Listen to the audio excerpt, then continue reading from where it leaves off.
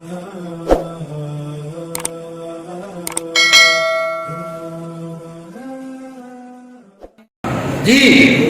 تیسری بات انہوں نے یہ بات کہی کہ حضرت نبی علیہ السلام کو بھی نہیں چھوڑا، آخری پیغمبر ہمارے نبی صلی اللہ علیہ وسلم کے بارے میں آپ سن کر آئے ہیں، نبی علیہ السلام کا ہر عمل ہمارے لیے کیا ہے؟ نمونہ ہے۔ اچھا ولیمہ کرنا نمونہ نہیں، پیشاب پھرنا نمونہ ہے، کھانا نمونہ ہے، سونا نمونہ ہے، سب سنت ہے، ولیمہ کرنا سنت نہیں ہوگا؟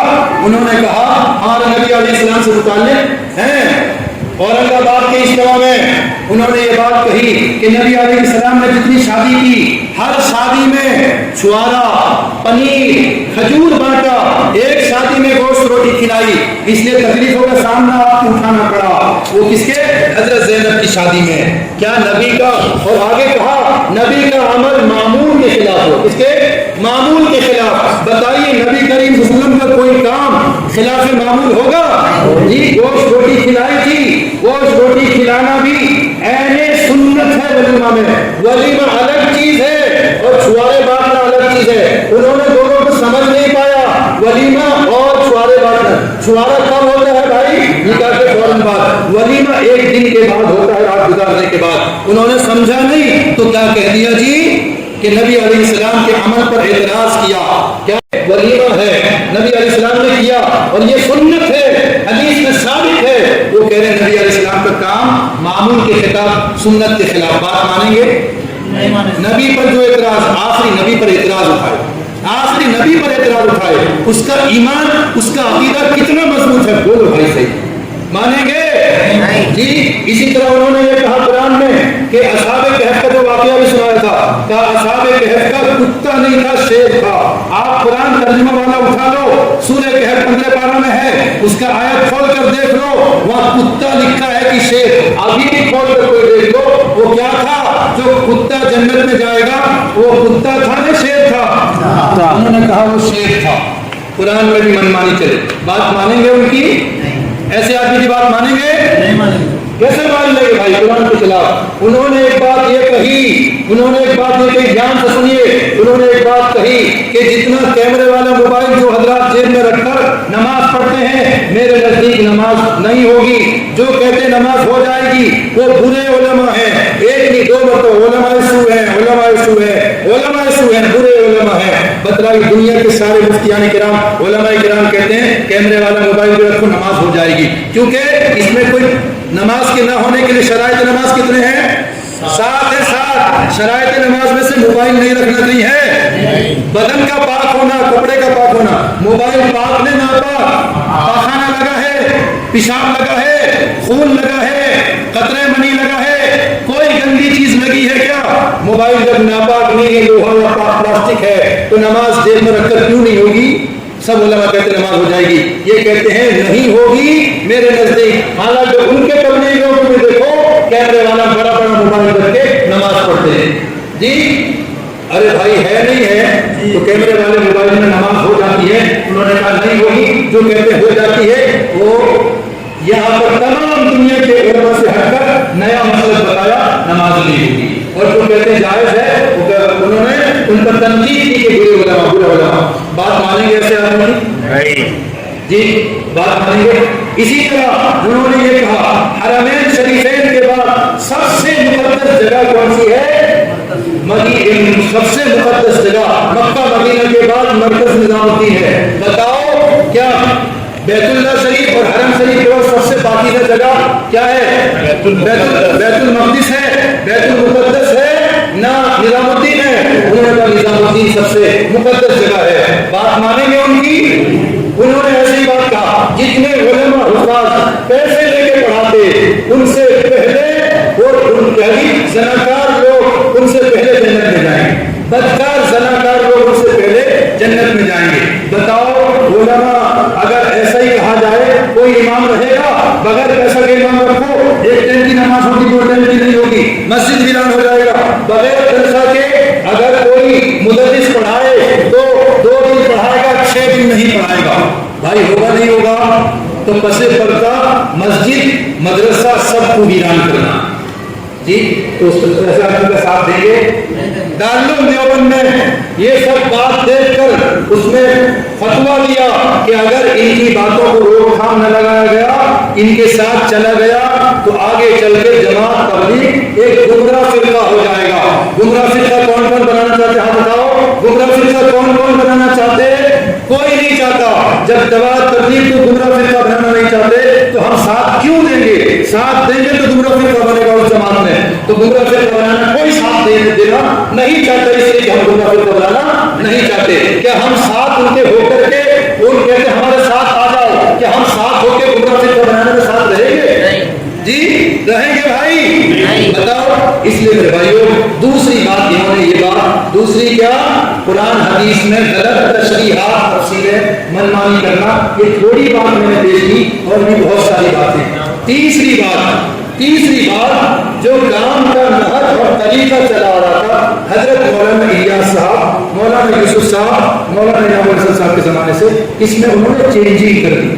مولانا الیاس صاحب کے زمانے میں، مولانا یوسف صاحب کے زمانے میں اور مولانا انعام الحسن صاحب جو متفقہ امیر تھے، ان کے زمانے میں کام کی جو ترتیب تھی اس میں فائدہ تھا یا نقصان تھا؟ جب اس کام میں فائدہ تھا، بدلنے کی کیا ضرورت؟ نہیں سمجھ سکے، اس لیے ہمارے اکابر کہتے ہیں کام کی ترتیب بدل دی۔ کچھ جو ہے اور وہ کہنا چاہتے سیرت کو لانا چاہتا ہوں، معلوم ہوا کہ وہ سارے جو کام کر رہے تھے سیرت کے خلاف کر رہے تھے، جبکہ ملک کے بڑے مفتی صاحب جن کی کتاب تعلیم الاسلام ہے، تعلیم الاسلام جانتے ہیں، مفتی کفایت اللہ صاحب کی ہے، مفتی کفایت اللہ صاحب کے ساتھ پاس مولانا الیاس صاحب چھری لے کے پہنچ جاتے تھے، آپ میرا کام دیکھیے، اگر میرا یہ کام غلط ہے، یہ میری چھری ہے، یہ میرا گلا ہے، کاٹ کر الگ کر دیجیے اور یہ کام آگے نہ چلے، اگر صحیح ہے میرے بات کی تائید کی۔ تو جو بڑوں سے پوچھ کر چلے ہیں، جن کا علم پختہ، دارالعلوم کے فاضل جن کا علم پختہ، ان کی بات ٹھیک نہ، جس کا علم ناقص اور قرآن حدیث میں منمانی چلے اس کی بات ٹھیک ہوگی۔ کس کی بات؟ ارے جو علم کے پختہ آدمی ان کی بات ٹھیک ہوگی نا، مولانا الیاس صاحب کی، مولانا یوسف صاحب کی، مولانا انعام الحسن صاحب کی بات صحیح ہوگی نہ، جو علم میں کمزور ان کی بات صحیح ہوگی، جو قرآن حدیث میں منمانی چلے ان کی بات صحیح ہوگی۔ جی بولو بھائی۔ تو اختلاف کی وجہ یہ ہے بہت سارے کاموں میں میں نے تبدیلی کر دی۔ مثال کے طور پر ہفتے میں ایک مرتبہ عمومی گشت ہوتا تھا، انہوں نے روزانہ گشت دعوت تعلیم کی شکل میں شروع کر دی۔ انہوں نے کہا باہر دعوت نہیں، مسجد میں لا کر دعوت دو، کسی کی وجہ سے بڑا طبقہ آ نہیں پاتا۔ میں نے تجربہ کر کے دیکھا ہے، ملاقات کرنے جاؤ بچے چھوٹ جاتے، روزانہ بار بار دعوت تعلیم استقبال سے مسجد پکڑ کے لاؤ، کوئی وہیں گھر میں بات کرو۔ اللہ کے نبی علیہ السلام کی دعوت جو تھی شروع میں جی کوئی مسجد نہیں تھی، حرم شریف میں گھسنے کی اجازت نہیں تھی، 10 سال پوری دعوت کیسی ہوئی؟ مسجد کے باہر ہوئی۔ یہ کہتے ہیں مسجد میں لاؤ اور بات کرو۔ بہرحال بہت سارے اصول میں انہوں نے تبدیلی کی ہے۔ 4 مہینہ باہر ملک میں لگایا جاتا تھا، انہوں نے کہا 5 مہینہ۔ مستورات میں تعلیم میں ہمارے اکابر شروع سے چلا رہا ہے، تعلیم کتاب کی ہوگی، صفات کا مذاکرہ، انہوں نے کہا کہ 5 عمل کے ساتھ ہوگا، مشورہ بھی ہوگا، اس میں قرآن کا حلقہ ہوگا۔ بتاؤ صحیح، قرآن کا حلقہ جب گھر میں ہوگا، مستورات ہے، جس دن ناپاکی کے ہوں گے، مہینے میں 3 دن یا 10 دن کی جو ناپاکی، اس میں وہ کیا کریں گے؟ اس میں قرآن پڑھے گی یا نہیں پڑھے گی؟ اگر قرآن نہیں پڑھتی، بچی پوچھے گی امی آج کیوں نہیں پڑھتی؟ نہ میرا حیض ہے، اچھی بات ہوگی کیا؟ اگر پڑھتی ہے ناپاکی میں پڑھنا جائز نہیں ہے۔ جی تو لوگ کہتے ہیں کہ بتانے کی اجازت، ارے بتانا الگ چیز ہے۔ کوئی اگر ٹیچر معلمہ ہے پڑھانے والی، وہ اگر بھول ہو جائے بتا سکتی ہے، کاٹ کر کے قرآن پڑھاتے ہوئے کاٹ کر بتا سکتی ہے، لیکن پورا پڑھنے کی اجازت نہیں۔ تو بہرحال حاصل خلاصہ بات بہت ہے، 3 بات خلاصہ کہ حضرت مولانا سعد صاحب سے کٹنے کی وجہ ہمارے اکابر کی 3 وجوہات ہیں۔ ایک وجہ امیر ہونے کا دعویٰ اپنے سے کیے، جبکہ وہاں پر باہر ملک میں پڑوس ملک میں بیٹھک ہوئی تھی تینوں بزرگوں کے زمانے، مولانا الیاس صاحب، مولانا یوسف صاحب، مولانا انعام الحسن صاحب، تینوں کے زمانے کے ایک بزرگ تھے جن کا نام حاجی عبد الوہاب صاحب. وہاں بیٹھک ہوئی، بیٹھک میں انہوں نے کہا یہ میں طے کر دیتا ہوں شورا کے کون کون افراد. بھائی کمیٹی کے افراد جب مر جائیں یہ کر کے تو کمیٹی کے افراد بڑھانے کا ہے نہ، سب مر جائیں تو بعد میں ہی اکیلا سب کچھ بڑھانا چاہیے. بڑھانے کی بھی بات آئی، وہاں بیٹھک ہوئی اور بڑھانے کی بات آئی تو وہ بزرگ کون جی حاجی عبد الوہاب صاحب نے ذمہ داری لی اور افراد بڑھا کر دیے. سب کے پاس پیش کیا، مولانا احمد داس صاحب کے پاس انہوں نے دستخط کر دی، مولانا ابراہیم صاحب کے پاس انہوں نے دستخط کر دی، بھائی فاروق کے پاس انہوں نے دستخط کر دی، مولانا طارق جمیل صاحب جو عالمی شخصیت ہیں جن کا بیان آپ حضرات سنتے ہیں وہ کس کے مطابق ہیں؟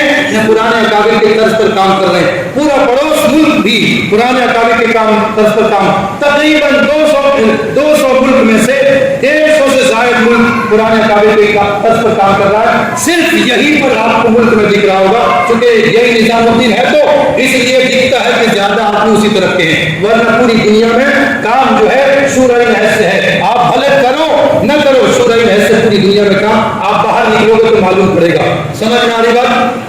تو کیا ہے جی حاجی عبد الوہاب صاحب تیار کر کے لیے سب دستخط کر دیے، مولانا طارق جمیل بھی دستخط کر دیے. آخر میں جب ایک آدمی ان کے پاس پیش کر دیا گیا مولانا سعد صاحب کے پاس، آپ بھی تیار ہو گئے دستخط کر دیجیے، شورا کے افراد بڑھا دیجیے، سب انتقال کر گئے ہیں. تو انہوں نے کہا میرا شرع صدر نہیں ہو رہا ہے، میرا دل کھل نہیں رہا اس میں.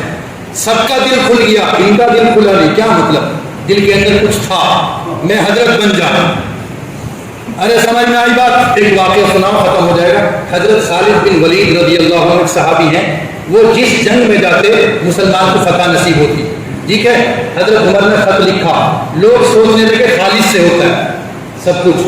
تو حضرت عمر نے خط لکھا، خالد اگر تم ایک عام سپاہیوں پر رہ کر بڑھ کر لڑنا چاہو تو رہو ورنہ میرے پاس آ جاؤ. حضرت خالد نے جو ہے لکھ کر دے دیا عام سپاہیوں پر لڑوں گا، سپہ سالار رہنا نہیں چاہتا. کسی نے بعد میں حضرت خالد سے پوچھا اتنے بڑے آدمی جنرل کرنل آپ جو ہے عام سپاہی ہو کر لڑنے کو تھے؟ کہا کل بھی اللہ کے لیے لڑتا تھا، آج بھی اللہ کے لیے، جب عام سپاہی ہو گئے تب بھی اللہ کے لیے لڑ رہا ہوں. تو اللہ کے لیے کام کرنے والا کبھی نہیں دیکھے گا پوری دنیا میں مسجد میں توڑ جی، بلکہ پڑوس ایک ملک میں 20 آدمی کی تقریباً جان چلی گئی اور مسجد میں تالے لگ رہے ہیں، اختلاف ہو رہا ہے، بھائی میں توڑ. کیا میرے حضرت رہنے سے کام ہوگا؟ نہیں رہنے سے کام نہیں ہوگا. کام اللہ کا ہے، کوئی بھی ذمہ دار ہو جائے میں کام تابع بن کر چلوں گا. اگر کام کی فکر ہوتی تو کب سے کرسی چھوٹ جاتی. اگر کام کی فکر نہیں، ذات کی عہدے کی فکر ہے. آپ اتنی باتوں سے اندازہ نہیں لگا سکتے بھائی، اندازہ لگا سکتے نہیں لگا سکتے بھائی. میرے سے بھی کام، ان کے سے بھی کام کہ جانے چلی جائیں لیکن میرا عمارت مجھے کیا ہے جی بہت پیارا ہے. تو کام کی فکر ہے، عمارت کی فکر ہے، کرسی کی فکر ہے. اللہ سمجھائے. آئی لوگ کہتے ہیں ایسی باتیں مسجد میں کہنا غیبت ہے. اگر کسی کے عمل سے، کسی کے قول سے، کسی کے بات سے ایسی باتیں پھیلیں جس سے مسلمان کا عقیدہ بگڑے، عمل خراب ہو، تو اس کو بیان کرنا غیبت نہیں ہے. سن لو بھائی، ورنہ اگر غیبت ہوتا تو جماعت اسلامی کی خرابی ہمارے علماء بیان نہ کرتے، قادیانی کی خرابی بیان نہ کرتے، اور مودودی کی خرابی بیان نہ کرتے، بدعتیوں کی خرابی بیان نہ کرتے. اللہ نے قوم عاد، قوم سمود، قوم ہود کی خرابی بیان نہ کی ہوتی. میرے بھائیوں، اس لیے کام میں اختلاف کی یہ 3 وجوہات ہیں. اس لیے میرے بھائیوں بات ختم کرتا ہوں. کام میں اختلاف کی 3 وجوہات ہیں. ان سب باتوں کو سننے کے بعد آپ کا ذہن کیا کہتا ہے کہ ہم انہیں کے ساتھ مل کر کے کریں گے یا الگ ہو کے کریں گے؟ الگ ہو کے. بولو، ان سب باتوں کے ساتھ ہم ساتھ میں کام کر سکتے ہیں کیا جی؟ کیا ہم گمراہ فرقہ بنانے میں ساتھ دے سکیں گے کیا؟ جب نہیں دیں گے تو اپنا کام کرو جی، کسی سے جھگڑا فساد نہیں، اپنا کام کرو. ہم کہیں جھگڑتے نہیں ہیں، سب جگہ جھگڑنے والے وہی لوگ ہوتے ہیں. آپ دیکھ لیجیے گا تجربہ. اگر کیا ہے جی، آپ اگر آسمان چاہو دیکھ لو. الٹی میں مرکز مسجد ہماری جماعت گئی ہوئی تھی ہمارے ساتھیوں کی، رہنے نہیں دیا. مرکز مسجد بند ہو گیا، کام نہیں کر سکتے، نہ وہ نہ وہ. محمدی مسجد ہمارا مشورہ ہونا تھا، کرنے نہیں دیا، وہ کام بند ہو گیا وہ مسجد میں بھی الٹی میں. ایسے ہی بہت ساری مسجدوں ہوگا انہی کی طرف سے. کون سچ پر ہے, کون صحت پر ہے, آپ فیصلہ لگا. فسادی کون ہے اور حق کون کہنے والا ہے, آپ خود ہی اندازہ لگا سکتے ہو. میں کھلی بات کہہ دیا میرے بھائیوں, اتنی بات میں کہنا نہیں چاہتا تھا. ساتھیوں کو دیکھ رہا ہوں کہ ان کی طرف ہے, ان کے سامنے بات کھلنا چاہیے تاکہ ایسا نہ ہو یا آپ کہیں مفتی سمیع اللہ فساد کرا کے رکھا ہے.